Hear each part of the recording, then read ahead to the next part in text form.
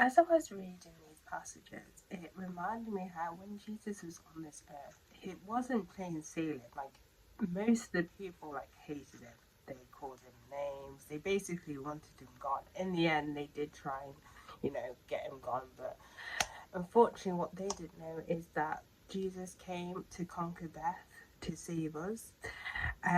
And as I was reading that passage, it just reminded me how Jesus went through all these trials on earth, and then we also go through trials. We go many different trials, difficulties, hardships, anguish, and it's these things where we can't deal with them on our own, but with Jesus's help, we can get through this. He will guide us through calm waters, and how Jesus, because Jesus went through all this, when he was on earth, he went through all this anguish and all this pain.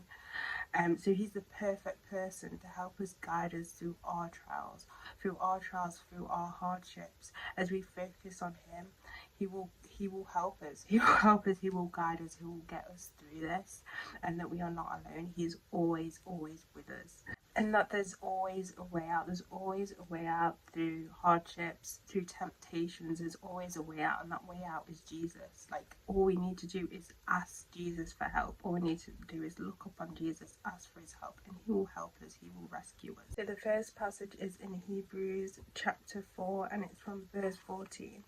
Therefore, since we have a great high priest who has ascended into heaven, Jesus the Son of God, let us hold firmly to the faith we profess, for we do not have a high priest who is unable to feel sympathy for our weaknesses, but we have one who has been tempted in every way, just as we are, yet he did not sin. Let us then approach God's throne of grace with confidence, so that we may receive mercy and find grace to help us in our time of need. And then the other passage is in 1 Corinthians chapter 18, and it's from verse 12. So if you think you are standing firm, be careful that you don't fall. No temptation has overtaken you except what is common to mankind, and God is faithful. He will not let you be tempted beyond what you can bear, but when you are tempted, he will also provide a way out so that you can endure it.